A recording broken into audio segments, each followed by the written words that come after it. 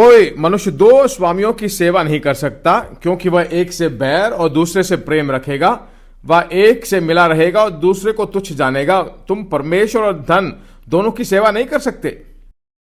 पैसे को भी भगवान बनाकर परमेश्वर को भी आप परमेश्वर को आराधना नहीं कर सकते। हमारा परमेश्वर अच्छा मालिक है और पैसा अच्छा नौकर है, पर जब पैसे मालिक बन जाता है तो बहुत कष्ट है।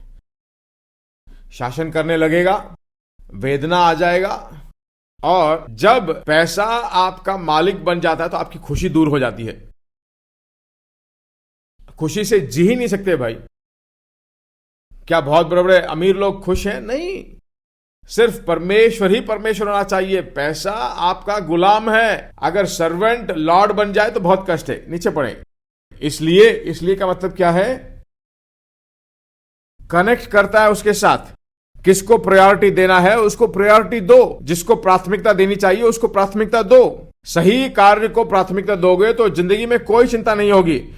इसलिए मैं तुमसे कहता हूं कि अपने प्राण के लिए कि यह चिंता न करना कि हम क्या खाएंगे और क्या पिएंगे, और न अपने शरीर के लिए कि क्या पहनेंगे। क्या प्राण भोजन से और शरीर वस्त्र से बढ़कर नहीं? क्या मुख्य है बताता है।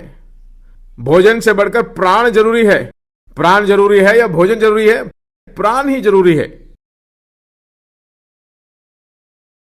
3 दिन लगातार आपको इडली दे तो चिंता मत करो। इडली जरूरी है या प्राण जरूरी है? प्राण ही जरूरी है। हर दिन क्या यही इडली यही चटनी? क्या उसकी चिंता मत करो। क्या जरूरी है? इडली जरूरी है या प्राण जरूरी है?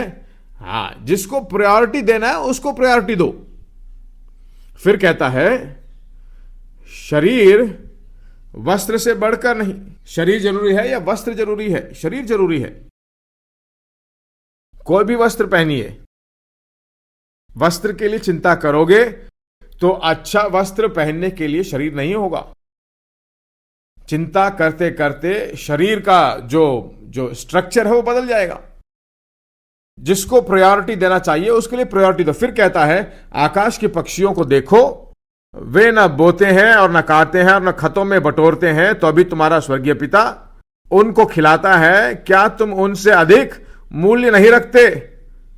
तुम्हें कौन है जो चिंता करके अपनी अवस्था में एक घड़ी को बढ़ा सकता है? पक्षी को परमेश्वर भोजन देता है। पक्षी मुख्य है? मनुष्य मुख्य? मनुष्य मुख्य है। मनुष्य मुख्य है तो निश्चय रूप से उनको फीड करेगा। चिंता करने का कोई भी रास्ता नहीं है। चिंता करने के लिए जगह दे दो तो अपना शक्ति, अपने पैसे, अपने जीवन को बर्बाद करते हो, उस पूरे दिन को बर्बाद करते हो।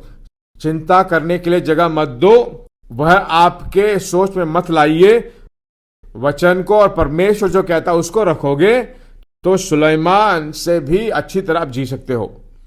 हम दुनिया में हैं, हम जगत के नहीं हैं। अज्ञानी इन चीजों को खोजते हैं, अज्ञानी है इन चीजों को सोचते हैं। वस्त्र के बारे में सोचते हैं, भोजन के बारे में सोचते हैं, ये सब जरूरी है, पर उसको सोचकर अपना समय बर्बाद मत करो। हर एक कार्य को परमेश्वर के दृष्टिकोण में, परमेश्वर की आत्मा जिस रीति से देखता है वचन के आधार पर उसे देखते रहे। यशायाह 26:3 बताता है आप ही को मैंने अपना मन में रखा है, आप ही को अपने मन में रखा है, उसी को मैंने अपने पास रखा है। भोजन को नहीं, वस्त्र को नहीं, घर को नहीं, परमेश्वर को मैंने पकड़ा है। पूरी तरह से पूरा शलोम होगा, वही परमेश्वर मुंह करता है। उस वचन को सोचिए, याद रखिए। जब मन खराब हो जाता है मुंह खोलकर बोलिए मेरा हृदय कभी नहीं चिंतित होगा, कभी नहीं डरेगा। इसको कहते रहिए। कहते कहते परमेश्वर आपको फीड करेगा, अच्छा भोजन देगा। परमेश्वर को पहला स्थान दीजिए। जिसको पहला स्थान देना चाहिए उसको दिए। मैं कहता हूं दो, फिर शांति कहीं पर आपकी भंग नहीं होगी।